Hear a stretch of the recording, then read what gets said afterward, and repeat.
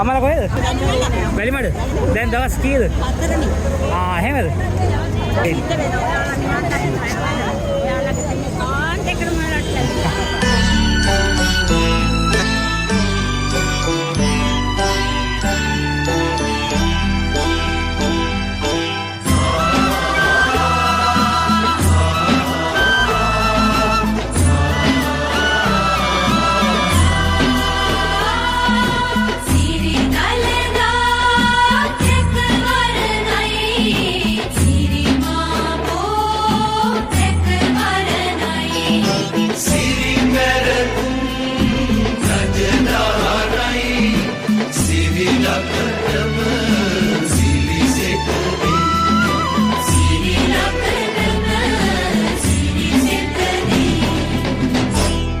මතක තියාගන්න තමන්ට නැති වෙන්නේ තමන්ට නැත්තේ දන් දීලා නැති නිසා.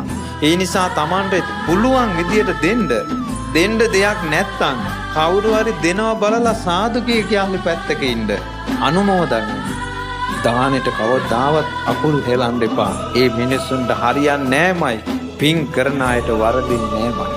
ඒ වගේම බුද්ධ ශාසනය පින් කරන අයට කොහොමත් වරදින්නේ නෑ. සත්පුරුෂය ඇසුරේ පින් කරන අයට වරදින්නෙම නැහැ.